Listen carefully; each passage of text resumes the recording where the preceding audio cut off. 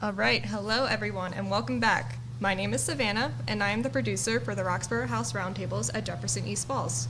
Each episode is recorded and later posted on our YouTube and SoundCloud for those who were not able to make it to the live event.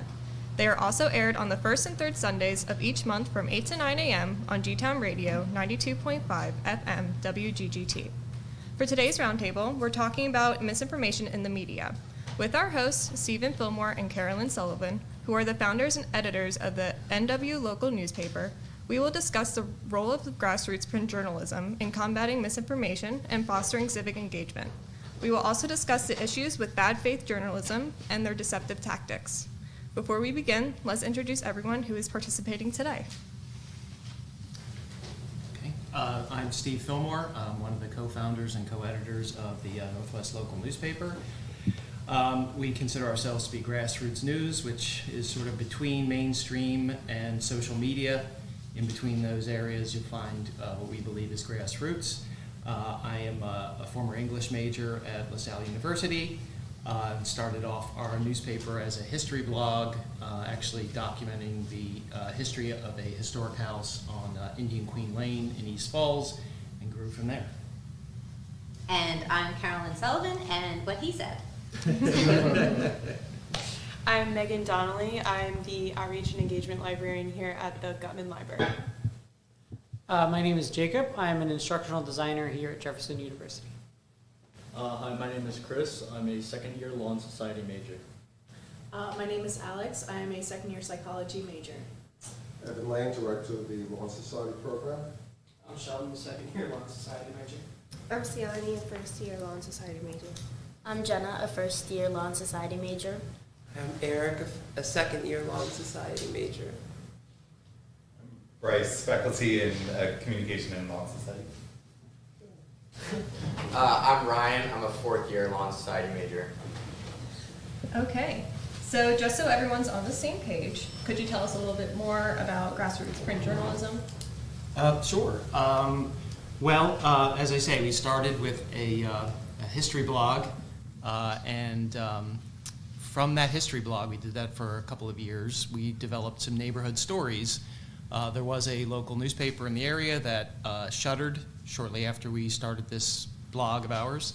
So we had a sort of a cache of neighborhood stories. Then we thought, well, let's start printing. Let's start filling that space that the previous community newspaper had filled.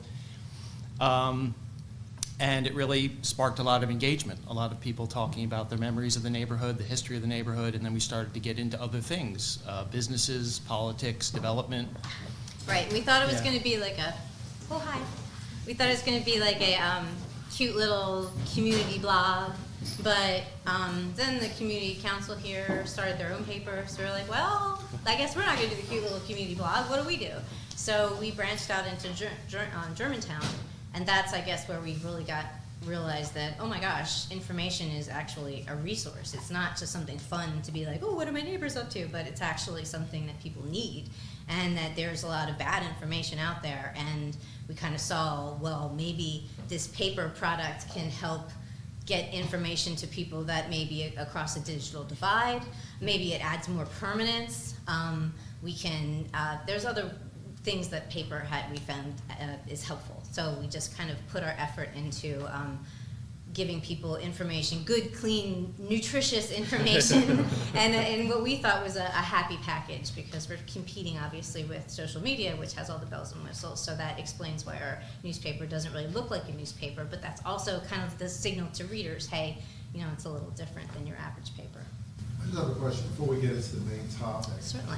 Many years ago, your paper was really the way it was across the nation. It's all many local newspapers. That's essentially gone. It is. And most of the media is controlled by a very small handful of corporations. So why is it important to have local news as opposed to corporate news that we would receive? Right, and it really is. And even that's a great point, because as these local newspapers have died, a lot of community organizations, CDCs, councils, they jump in and kind of have their newsletters and things, which are fine. It's just that they like to put a happy face on it. They're selling, it's for property owners. Mm-hmm. So the people that, like the best communities will have papers because they have money, but the papers just tell them what they want to hear. And the communities that don't have news, that are lower income, tend to not have papers. So they're left out of the conversation. Or if they're in the conversation, they're not necessarily in respectfully, truthfully, with context, with history. And as gentrification keeps plowing neighborhoods and changing them, we're losing a lot of the culture. We're losing, a lot of people are getting left behind. A lot of things that we could be doing, we're not doing because we don't understand the importance of it, because these voices aren't being heard. So I think that's really where we're trying to fill in our niche here.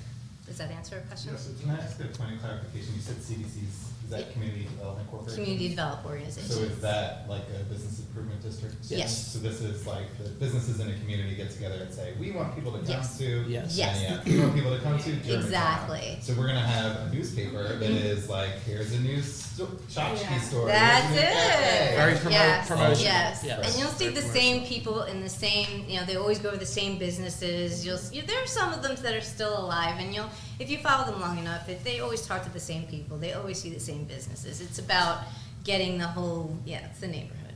Branding. And go back to the main information. Oh, sure. Well, the one other point Carolyn mentioned about digital divide, which is also important, we mentioned earlier, was algorithms. There's no algorithms. So when you're reading a printed newspaper, it's basically curated by us and what our community contributors provide us. So you're getting perspectives that you might not find in other areas, and we've had people tell us, Oh, yeah. I've read a story on this one page, and I see another story on the other page, and I would never Yeah. see those two stories We get that all the online. time. We get that all the So time. there is a certain amount of curation there, but it also has voice, and we also do resources. We do checks and things like that. We do our homework. So we have an opinion, but it's an informed opinion. Right. Yeah. So, where was our next point was we wanted to look at some of the bad faith journalism that we might want to talk about that we are encountering in our day-to-day reading.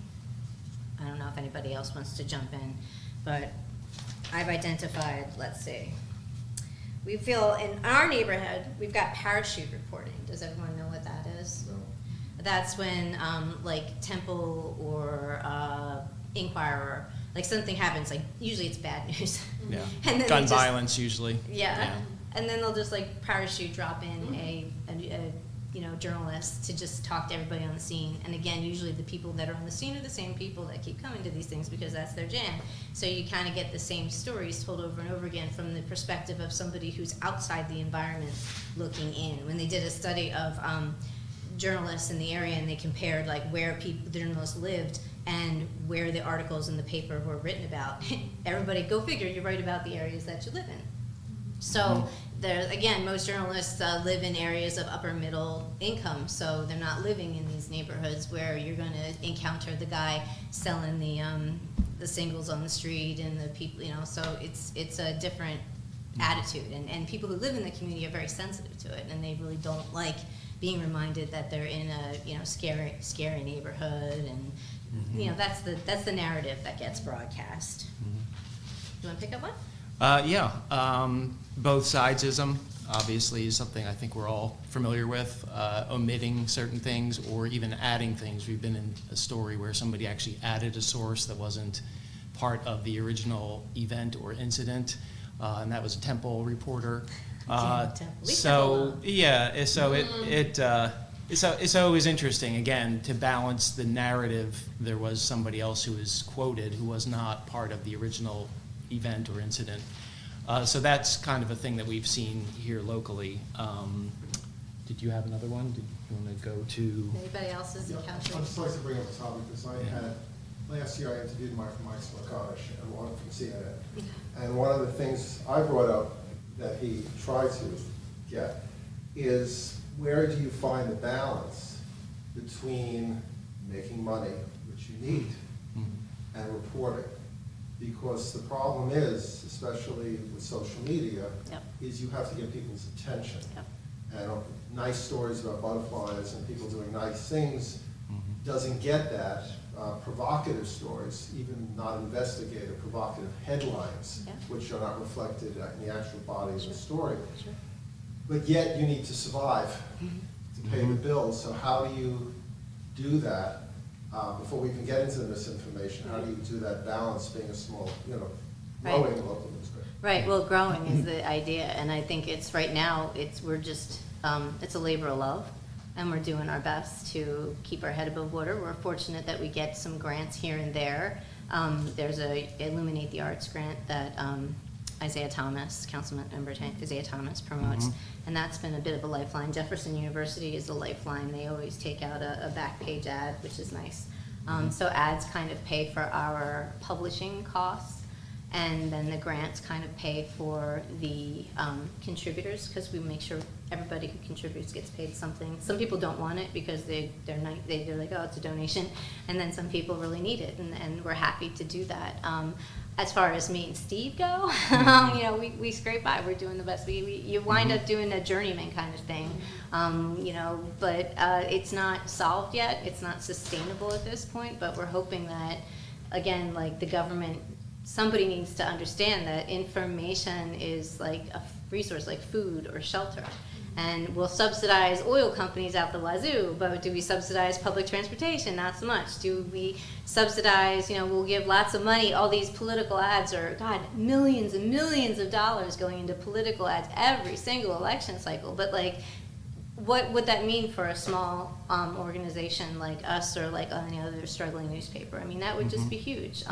So there's money that people will put into advertising. So yeah, we haven't figured that out yet. We're still working on it. If any of you guys. How do you avoid the temptation?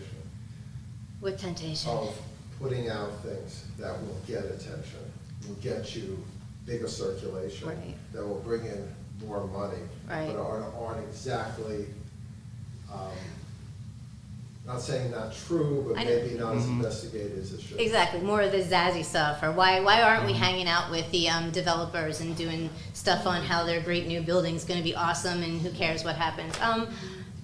The only reason we're doing this is because there's a reason to do this. So it doesn't make sense to counter that. If it's going to fail miserably, then that's good. I mean, honestly, I'm writing this as a story that's been unfolding for the last 10 years. I write about it all the time. So when this all blows up, if this all blows up, then I've got something to write about, right? Then you can see how news died, and a wonderful example of news trying and failing, or maybe news trying and catching somewhere. Like, I don't know where this story goes, but we're still in progress. So that's also why these things are so important, to get this feedback from you guys, and it's just fantastic. So thank you again for this crowd. It's amazing. Yeah, and the other thing that it helps in terms of distribution and with content is we partnered with WHYY. They have this news and information community exchange program, which is a group of grassroots collaborators or media producers across the city. So that also helps us get the paper out to West Philly, South Philly, other areas. And like I say, they also produce content, and that helps. And they also provide a stipend and things like that for working with them. They apparently are also trying to work a way right now to have us become contributors and partners with their editors, sort of like a part-time gig, if you will, to make some money that way. Right, and also we were looking into street papers. Has anyone heard of street papers? You want to tell them about street papers? That's Street kind of papers interesting. 'Cause are we found that people were selling our paper in Germantown. We have this little honor box that used to be outside the room. It was our office. We closed our office, but we had this. It's like graffitied and everything. We still fill it with papers. And then someone told us the other day that, not the other day, but like a while ago, but we see them around, that they take out. They were losing papers like crazy. Like, how are they all disappearing? And someone was selling them.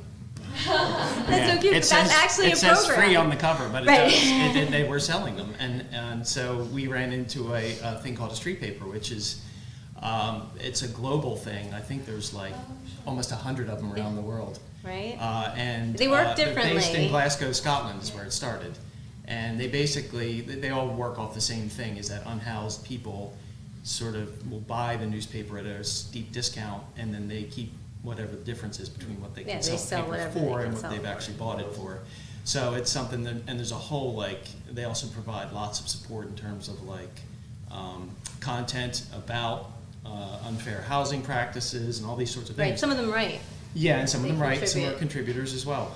So that's an interesting model, and there's one in DC that we're gonna go down and visit them, because there's only two, I believe, on the eastern seaboard. Right, One right. is DC and one is Boston, I think is the other But one. we're kind of doing that already in that our contributors kind of help spread the papers. And that's kind of what street paper is. It's just a little different. And we probably wouldn't charge unhoused people to sell it, give out our papers or sell them, but we might put like a QR code on it. You can pay what you wish kind of thing if you wanted to contribute for the cost. I don't know, we'll figure it out. Yeah. But that's, Yeah, and the whole thing about the, what's Zazie is like, it's, since we're not a digital media first product, we're not really chasing engagement in that way. I mean, I don't want that to sound disingenuous, but that's not our first concern.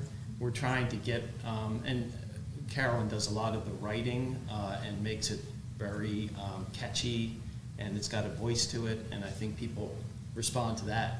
And the other thing is we do a lot of, as you see on the covers, we have art, we do a lot of photos. We try to make it visually appealing so that if you're reading it, especially if you don't have a very high reading level, if you're in a lower income area, or some people are disabled. you might be able to see the whatever. photos and follow along a little bit with it. So we try to make it visually appealing as well. So it's getting to disinformation Yes. we're talking about. Yeah. In one of our classes, we deal with weapons of mass destruction and how the media did not cover that and the pressures and of covering such a story. So I was interested in your point of view on what have you seen in misinformation that has been significant in the media, as people in the media. Well, we had a story, and this is also part of being a local news organization and having a very tight focus on a certain region or area, is there was a guy who came up to us. He was a regular down at Franklin's down in East Falls, a bar. I don't know if everyone's familiar with it. But he found a flyer about an anti-vax flyer. So this is 2022. And it had pictures of, they had doctored photos of black and white water fountains from back in the day, which I thought was pretty crazy. But anyway, he said, hey, these guys are passing these flyers out. So we actually got those, and we also noticed they were on Nextdoor as well. So we got the information from him, we started tracking it down online, we found it goes back to a group that involved, was it Rand Paul, who's his dad? Ron Paul. Right. Ron Paul is behind it, a couple other guys. So I think it's called the MISES, M-I-S-E-S organization. So here they were in East Falls, and it was basically the flyer said, don't tread on Philly, but this is an AstroTurf organization, basically. So that was something that I thought was pretty interesting. And we wrote about that. We provided information and QR codes about how to look up some of the stuff. Pictures of the guys that you're actually behind it. Yeah, and the top 12 vax information, 65% of vax information online comes from 12 people. Right. So we put their photos up and their names as well. Right. So trying to inform people, And then we had our head troll, not troll, but he was, troll for good, going on their websites and engaging them, because our thought is like, when you engage a troll or the disinformation, you're going to get slammed, right? But we're not doing it to win that argument with them. We're doing it because there's people that might be watching themselves, and so then they see us standing up to them and us throwing the links up and stuff like that. So that's kind of was part of two prompted. With you, I'm sure you don't have 100 people working for you doing investigative reporting. If you can do that and get on a very serious topic, because a lot of people died because of this, there's no fooling around. No. Why don't I see that in the Inquirer? Why don't I see that on CNN? Why don't I see that on Fox? Why are we not getting that information out there on what is going on? I imagine have more resources than you. Oh yeah, what do you But think? you were able to find it out so easily. What's going on here? What do you think? Yeah, I think that perhaps if anyone wants to chime in, please do. I don't want to dominate the We're kind of conversation. underwater here, so I don't know I don't understand what's going on. But they don't even want to hear from us. I know that much. If we gave it to them and said, "Hey, is this something you would like to print?" Like they're like, like that's we don't. Our style sheets, our everything is not what they want. Just talking about Tim, do you feel you're getting the information over there that you want on important topics right now?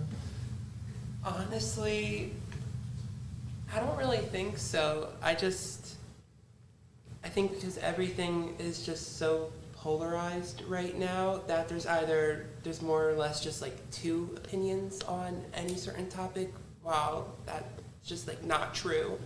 And this is just like generally speaking. I don't have like a specific issue in mind, but I definitely think because of that polarization, you see like these like I kind of see like a divide between like the mainstream news organizations of, oh, do I want to hear this type of opinion on this issue, or do I want to hear that type of opinion? But I don't really get to see then, okay, well, how does this kind of tie into me locally? I feel like it's hard to find that viewpoint as well, because there's such a focus on national issues, national figures.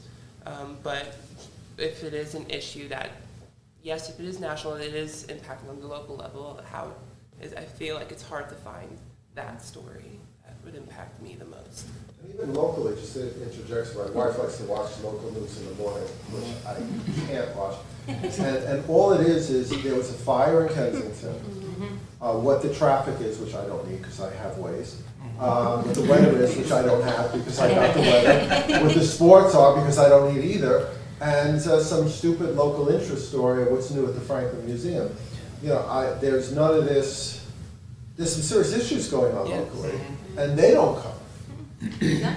So I'm trying to figure out, you're trying to make it happen, but you don't have the voice. And I'm trying to just figure out, like, Sheldon, do you feel you're getting the news that you want or you need? Yeah, but not through mainstream sources. Like, I find a lot of my news on social media through sources, like the people I follow, like I vet their sources, but never through like your MSNBC, CBS, or God forbid Fox. But yeah, they're way too like politicized. Like Eric said, it's either one or the other, and I find a lot of actual individual opinions through what are basically independent journalists. What's your else? Like Eric was saying, everything is just like so polarized and it's like one or the other, and I feel like local news tends to forget that like they can also report on their opinions about things and give like an opinion of what their community might think of an instance, rather to just like, here's what mainstream is saying, here's all of this information, this is this, instead like, but they'll tend to report like how you were saying about like the most asinine things that don't affect people daily. The big story on local news is a horse on 95 running this. I don't care. I really don't care unless I was on 95. But I don't care about that. And it's just not just like going to Fox, for example. This is a perfect example. There was a poll done by historians on presidents, their ranking. Trump, dead last. And the way they reported on Fox was that Trump didn't finish first. And yeah, that's true, but so it's misinformation. But I just want to get to a more serious topic. We're talking about misinformation. The GOP has been very strong in trying to impeach Joe Biden. The main piece of evidence came from a guy named Smirnoff, who should have tipped him off, as we said earlier beforehand. And it turns out it came from a Russian source. The Russians are constantly planting misinformation in our media, and we keep on grabbing it, like idiots grabbing onto the hook. We keep on grabbing the worm, even though we should know who's throwing it out there. We keep on taking it. How do you see yourselves in this to provide information or to attack the information out there that's not being explored? Right. Funny you should mention this. So we do have we print a lot of times. We'll put stuff on social media and allow the comments from people to filter through, so people have an argument, and then we can print that. And then I think when people see the people having a conversation, that kind of helps get that across. What else would you say? Well, the topic of using like local voices, like with the Corey thing. We had the whole, I don't know if we spoke about that last time, but Corey's a reporter, a contributor of ours. and we wanted him to write something. He wanted to write something. He's Jewish. He wanted to write something about the Palestine-Israel conflict. So he was writing about the war and all that. He was writing who had the blow by blow, I Right. guess, in his view.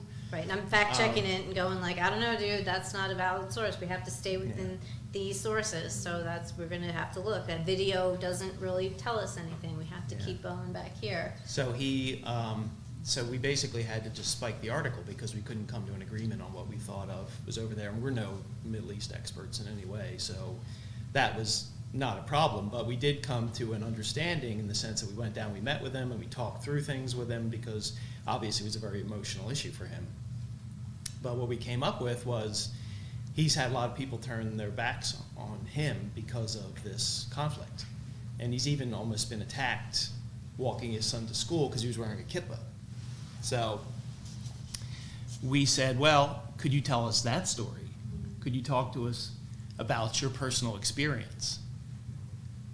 And I think that turns the whole thing around. It takes like a local lens or a personal lens and looks at the conversation through that. So seeing a larger issue like Palestine-Israel through a local person's lens. And then I think modeling the literacy, right? So when the people have the conversation, we make sure it's like you walking through, oh, this is true. No, that's not true. That's missing. Here's this. I think people like to be told when something is fake, when you point it out to them, because then they know, like, oh, well, now I'm not going to be fooled. So there's this, I don't know, USA Today, every day you get a newsletter for fake, you can sign up for fake news newsletters, and they're great, and they're from any. One of them might be NASA discovered a photograph of heaven. And then someone has the doctored image, and then you see that when, like, shared, shared, like, yeah, it's amazing, it's like a city. And they'll say, like, shared 17,000 times on Instagram, and then we'll bring that up, and we're working on with Corey. It's I wouldn't call it a podcast, but it's just like something we're doing on YouTube live when we get a chance. As we go through these things and we kind of like make fun of them, but also talk about them. Like there was one about Princess Di, and they took a photo of her from 1997, and it's been aged with AI, so it looks really real. Did you see that? She's back, and people are like, "Oh, I knew it all along," and they make fun. But then I'm like, what's the point of this? Like, why does a Russian troll farm care to make the Princess Di look like she's back again? And I really think it's just to undermine truth, right? So anytime we can take the dumbest piece of misinformation and just show somebody or talk about it or have that conversation, I think it's important to be like, look what they're doing. Her face has been changed. Why? I don't know. But you know that like something like 60% of all of the troll stuff is coming through women's wellness pages. That was a little of a, right? All the wellness people. So, it started with the anti-vax, and now it's just gone crazy with, G5 and everything, all that stuff. So. You make a great point, though. It's as stupid as it may seem, these things. But what it does undermine truth. And once you start that, it's almost an infection. That when you start doubting, well, maybe that, if I believe that, maybe I'll believe this, and before you know it, if you start with something ridiculous like flat earth or whatever, but you continue to move forward until you get into QAnon. Yeah, And exactly. you can actually trace the way it goes. So why would Russia do it? Because they can't out-weapon us, and they can't out-fight us, but they can out-information us. And we, for whatever reason, keep on taking the bait. Well, it's often given with recipes. So they'll have like recipe, cute animal photo, happy little, inspirational quote, and QAnon bullshit. And then like once again, and it's very subtle. effective. Then we kind of Give do it that, to 'em. We'll put like happy hip hop story, this. By the way, something real hardcore unions or something like that. Like we'll slide in our progressive ideas when we can, because it's for the people. So, you're not going to see it in the mainstream. So we'll make it as palatable as possible. Well, yeah, I was gonna say, it also makes it just like so much easier for like people to like digest the information, like whether it be like real news or like misinformation. It just, if it's something heavier, it's having it sandwiched, like the sandwich effect, it just makes it so much more palatable for anyone. It does. It does. And trains you, right? It's training us to be like, that recipe was delicious. So this fact, it has to be true. Why could it not be? They made a great sandwich. It also search engine optimizes it too. Yes. That's true. Yes. Yeah, Absolutely. it makes it more findable in the results. Forget that. That comes from the library. Yeah. Listen to the librarians. I have a lot to say, but I know someone. No, go ahead. Yeah, Go ahead.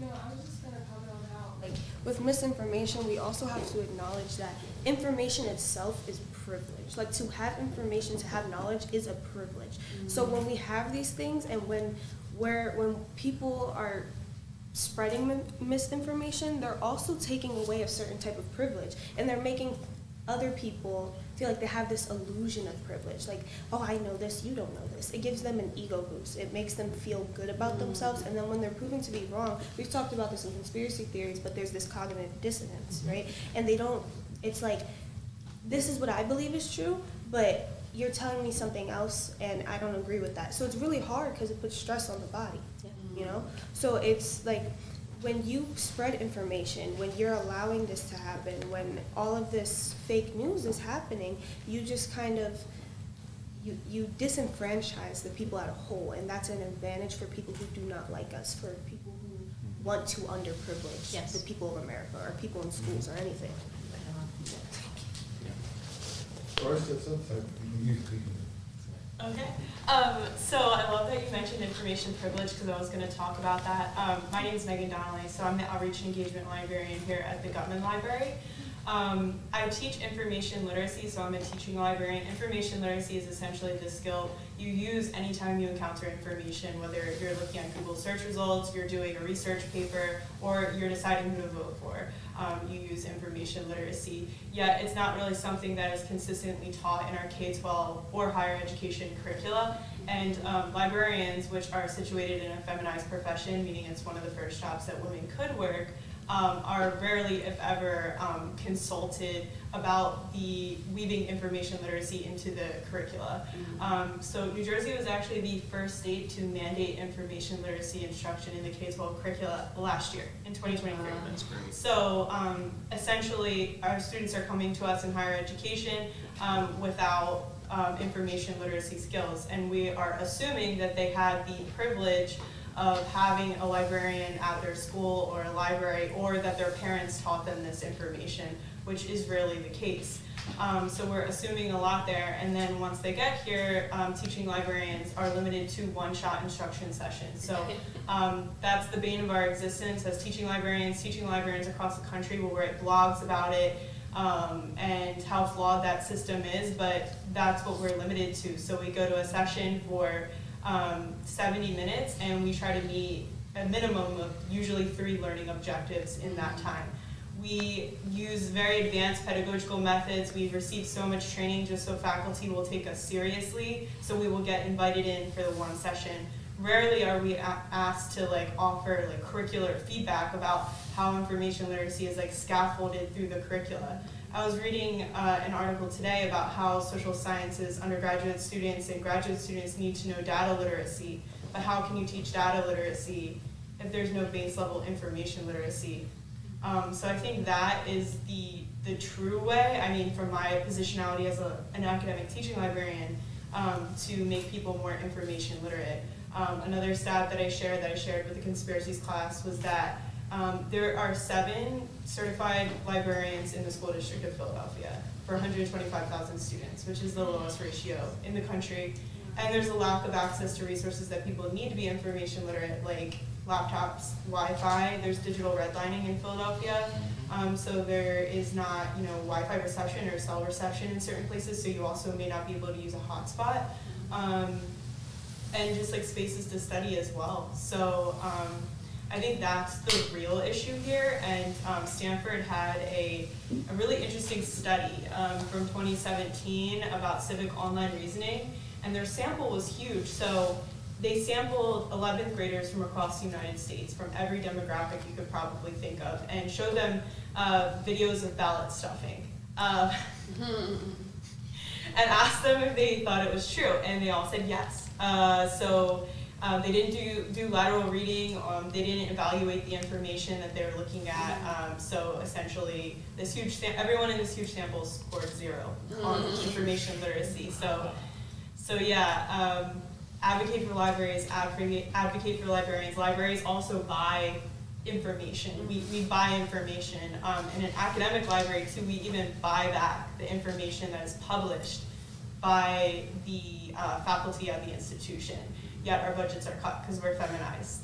So we're constantly short-staffed, constantly not taken seriously. We have to deal with gender-based microaggressions all the time, all day long, every day. So it gets really tiring and burnout-y, but yeah, so I think information literacy is a key to solving the misinformation. What it is the fertile ground for implanting these things, because you're not taught the skills in high school, junior high school, whatever it may be, and that makes it a perfect opportunity for people to take advantage of us. So I totally agree with everything you said. Endorse that commercial brought to you by the Gutman Library. Totally endorse it. Yes.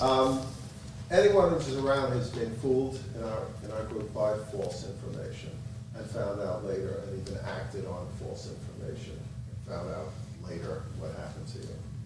And you have any examples in your life? I did just one, okay, that I wasn't fooled. I did my lateral, but there is a whole wise thing going on about Trump, talking about how he thinks the Republican voters are idiots, okay? And it's a quote. Now, when I got that, I said, yeah, I want to share that one, okay? But instead of doing that, I check it out. You go to Snopes, and you go to, there's a number of places to go, and they say, no, he never said that. It's been going around, but he never said. There's also one with him in bed with his daughter, which who knows what happened in real life, but that picture is not true either. So what you have there, it's very easy to grab onto something that goes along with what you believe, and then send it out there to the world. But every time you send something out to the world, you're endorsing it. You know, you're putting your name behind it and your credibility, and it's so easy to check it out. It really is not that hard, you know, because you have that thing called Google. You very easily check a lot of things out. You want to, Alex, you have a similar situation? Yes, but also like how you were saying, like it's really easy to check out information through Google. Something like we had actually discussed in conspiracy theories is like it's so easy to find misinformation on Google as well, because you can just anything that you search, you can twist the narrative and make it so easy to have a search that matches what you think. It'll be so fast. And even if you are actively trying to get new information that is correct, it's so simple for like one mistyped word or one like added phrase just to twist the entire narrative and have something that's completely different, and therefore feeding like a false narrative and continuing to spread that misinformation further and further.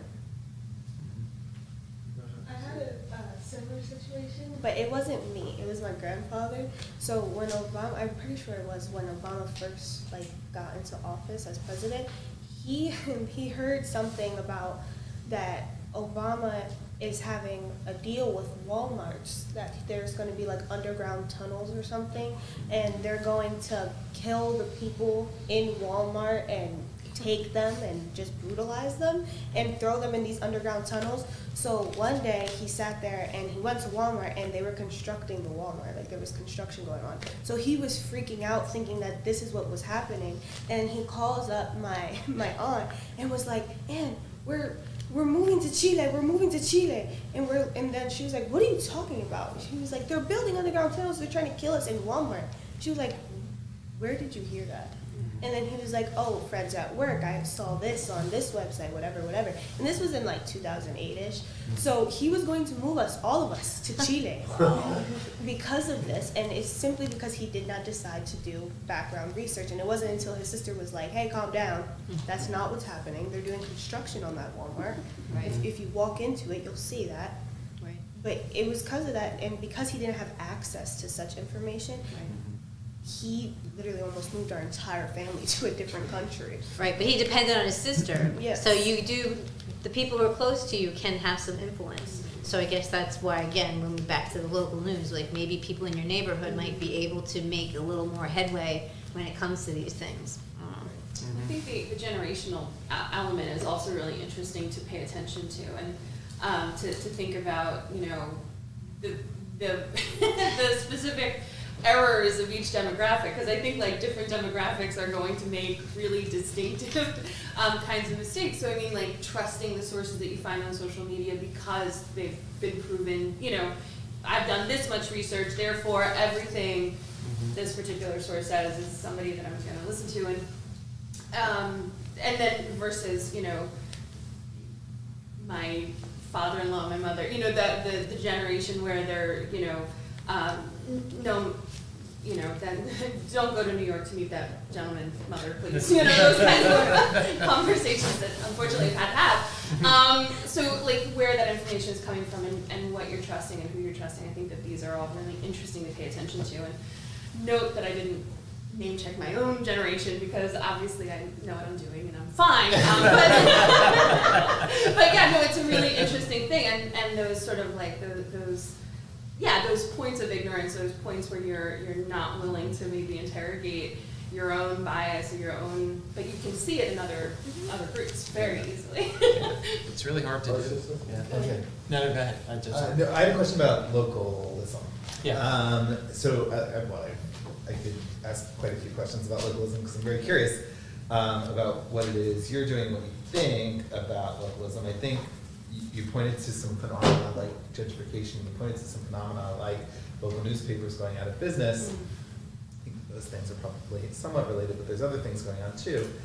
Okay, what are my questions here?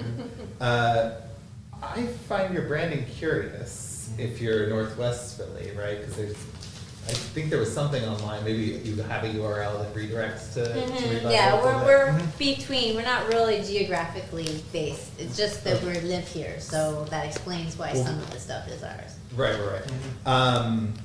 So yeah, I'm wondering, like, I don't know, maybe, and I think probably the easiest way to think about this is by talking about the needs of Philadelphia.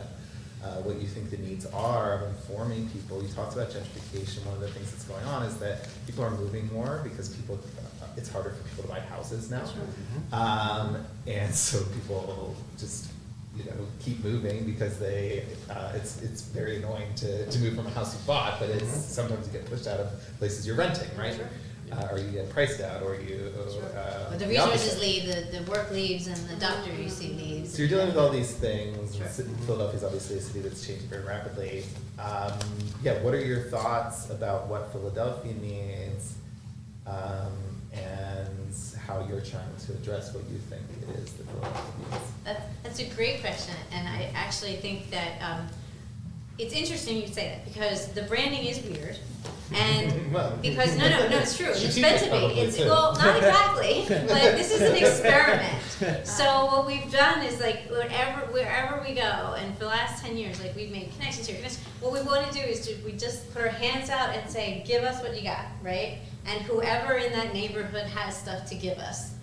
And sometimes they can't, even if your person doesn't write and read, they can tell us. So we will record them and then transcribe it and then tell it back to them and be like, does this work for you? And work with people, right? So we're just here to grab every month whatever people want to talk about. And we have people who come back to us regularly, and sometimes we have months where we go out, like right here, this is something we're going to pull in. So this is something people want to talk about, right? You guys are people, I think, all of you. Yeah, okay. So very talking, so this is going to be something. So right now it's just kind of like, if you can imagine, like old school Facebook page, like a neighborhood Facebook group is for Philadelphia, and people just posting, right? And it would be great if we had more reach, right? So you get even more granular stories from all over and more weird stories. But the idea right now is it's kind of evolving. And in the beginning, it was a lot of just fluffy stuff. It was a lot of traffic. People love to talk about traffic. Dog poop. Oh my God, no more dog poop articles. But then there was a flurry of people wanting to talk about race stuff during George Floyd. There was a lot of that. So we had Dr. Woodson, a guy from Germantown, who was writing for us, and he would write these articles that were just very like whoa, blah, blah, blah. But they fact checked. I would fact check for him and make sure that some of the stuff that he said didn't make any sense, but some of it was like, I did not even know that. And when I fact checked and when I followed that source, I was like, oh, okay, this is good. So that went away after George Floyd kind of faded away. Now nobody's wearing the Black Lives Matter thing has kind of subsided, and now I guess what's our next thing? What has come up since then? I guess I mean, with the big name. What do our now with the Lorenzo in a way? So who's our person now? Where's the tone going now? I guess it's misinformation. Actually, we have a lot of stuff about misinformation, disinformation. People want to talk about it. Right. And the thing is, I mean, we do tell stories through, again, the local lens, but we think people have these kind of issues across the city. Oh, immigration came up. Immigration right? came We've up, got yeah, the Friends Peace Sanctuary. That's what's happened. I think if we've replaced the George Floyd kind of stuff with immigration, but that's how the issues just kind of bubble up organically, and we kind of let the paper change, and we're kind of trying to see what happens. Yeah. We have, as you see, a very big Yeah, poster that I'm looking at that.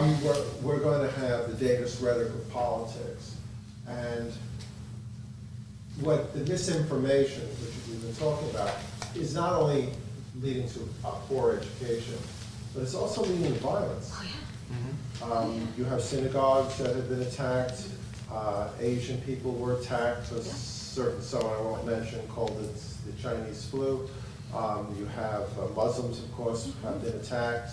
300%, I think, like, it's ridiculous. The hate crimes are going up. The anti-Semitism, racism, anti-Muslim, anti-women, all this is getting so accelerated by all this, that this is just not an academic question we're having, but it could be January 6th based upon our survival as a nation.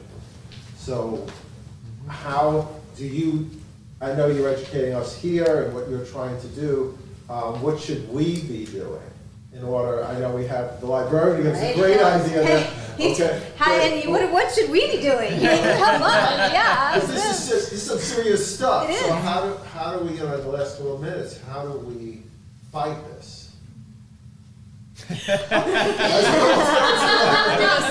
So I would say the very first thing is by getting librarians involved in the curricula. We try so hard to build one-way relationships all the time.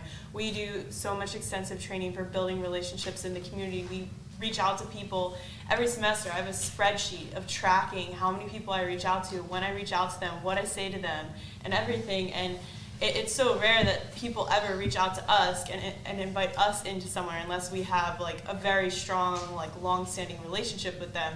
So I urge you, if you're an educator, to invite librarians in to provide curricular consultation on the involving information literacy in the curricula and scaffolding research assignments and creating, memorable, evidence-based in science learning experiences for students, as well as assignments and assessments of that. So that's what I recommend. I recommend advocating for libraries and librarians as a means to stop the misinformation.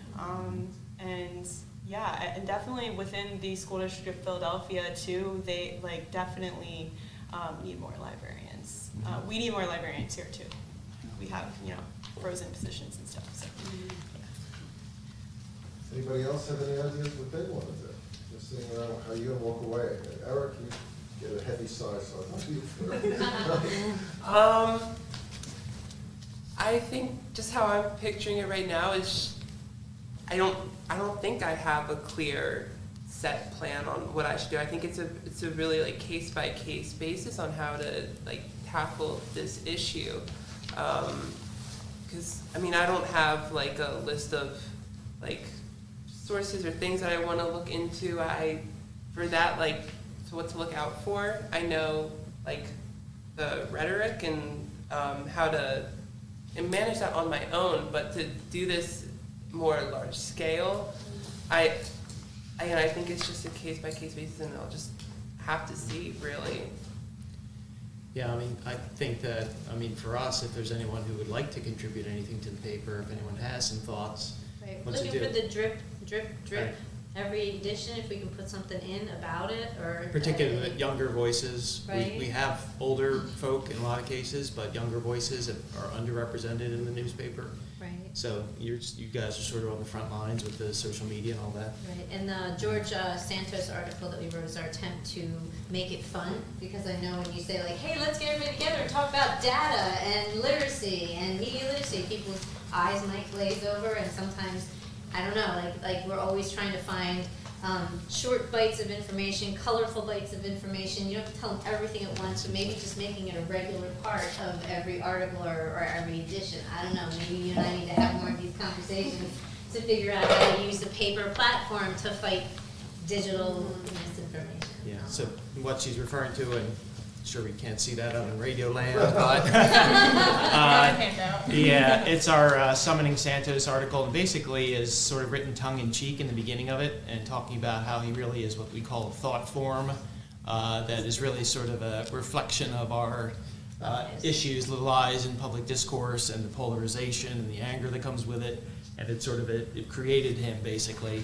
But at the end, on the second page, we have a chart, a media chart that just shows you left to center to right for all of the news organizations, the major ones anyway. That's a small one. And we also talk about the Pro-Truth Pledge, which is based on a book by Dr. Gleb Tsipursky and Tim Ward called Pro-Truth, A Practical Plan for Putting Truth Back into Politics.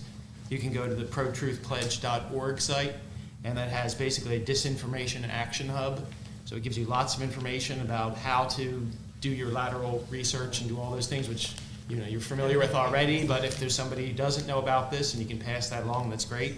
But again, this article with Santos is sort of started off as kind of like a, not the tongue-in-cheek almost, but at the end it gives you important information that you can use. It shows you one thing. Santos, to me, represents something very important we talked about earlier. Mm-hmm. I'm a little older than most of the people. I remember when telling a lie was something to be ashamed of. Right. And now, because we get so much, we've come almost, so what? I mean, somebody like Santos, 40 years ago, would have been laughed out of Congress the first day. Okay? But yet he was allowed to stay all those times until the money problem finally came up. And we have gotten used to it to the point that we tolerate it, and when we're caught lying, instead of admitting it and having shame, we double down. And that's what when you talked about earlier, that's what struck me about one little lie or one little silly story about, it has led to us being immune from the shame of lies. And that's something we have to, we have to get that back. Amen. We have to reclaim reality Amen. in some way. He was laughed out. He was literally laughed out of Congress. Not the first day, Bryce. Pretty soon, I don't know. When he said he was a volleyball star and he wasn't out on that alone should have Right. gotten them Wasn't out. it after he was taking money, he was calling people and saying that he was for somebody else, and then that's what? Yeah, that's when he started taking, see, the money matters. Yeah. So I think there are consequences, but I think there's no shame in him. But he's one individual person, right? So I think you don't want to. He's not our culture. He is something that's happening in our culture. But I think that people do face consequences. I hope you're right. I always think about like the Howard Dean line. You know what I mean? Is it more ridiculous than going yeehaw in a public space and having your entire campaign collapse? Right, because he went yeehaw. Yeah, Like right. saying something ridiculous, like just a moment of exuberance, and Right. then So you all compared can to look the out. various You all things. can look up Howard Dean. Like, Who the heck is he? It happened many years ago. Anyway, it'd be a good time to end on a good note. I really want to thank you so much for coming here and presenting this much-needed conversation, which needs to go out there. And more librarians, especially in Yes. Philadelphia, Yay, more lateral librarians. research, Yes. more local newspapers, more fact-checking, as you put it, Sheldon, and just getting more intelligence would be nice. Yeah. Thank Well, you it's so like, much. you're welcome. Thank you for Thank having you. us. And it really is, something, like you said, you just take for granted. Now you sort of have to work at it. It's like building a muscle. Yeah. So. There we are. All right. Well, thank you all so much for coming. Thank you guys for talking about misinformation in the media. It's so important for us to keep talking about these issues, to change society's normal, and to further inform and educate others about it. Thank you to Stephen Fillmore and Carolyn Sullivan for hosting this event. And again, we post our roundtables on our YouTube and SoundCloud, and we are broadcasted on the first and third Sundays of each month from 8 to 9 a.m. on G-Town Radio, 92.5 FM WGGT. Thank you for listening, and have a great day. Thank you. Thank you all. Thank you all.